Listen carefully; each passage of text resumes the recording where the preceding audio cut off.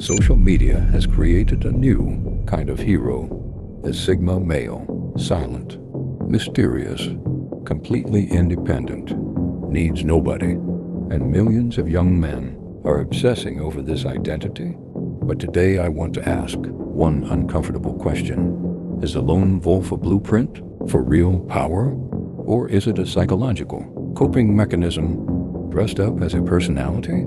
Here's what genuine psychology actually says. What the internet calls a Sigma is often a highly calculated introvert with strong emotional intelligence. They use silence not because they are afraid, but because they are assessing.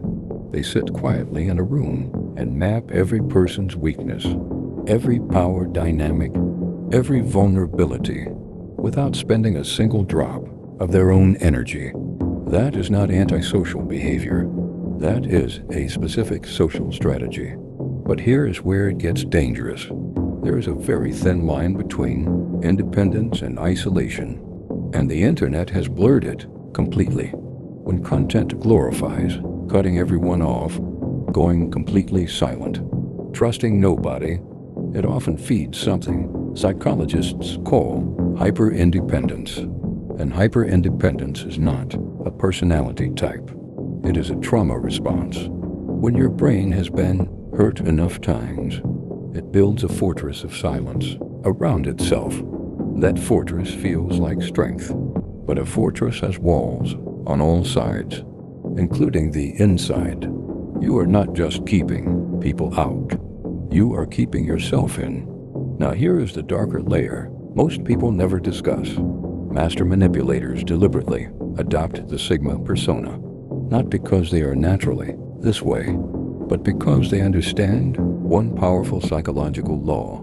Human beings desire what is hard to get. When you appear completely self-sufficient, emotionally unavailable, unbothered by everyone around you, people work twice as hard just for your attention. Your approval becomes currency.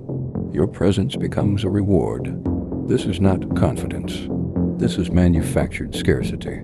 And it is one of the most effective passive manipulation tactics that exists.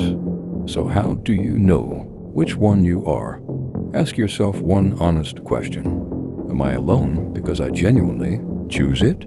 Or am I alone because connection has hurt me and silence feels safer? Because real power is not hiding in a room forever. Real power is knowing exactly when to walk alone and when to build something with others. The 1% who actually build empires do not operate in permanent isolation. They choose their circle carefully. They protect their energy fiercely. But they build with people. Do not use a trending internet label to avoid facing your fear of rejection. Independence is a strength, but connection is the multiplier. Master both, and you become genuinely untouchable. Type Wolf in the comments if you walk by choice, not by fear.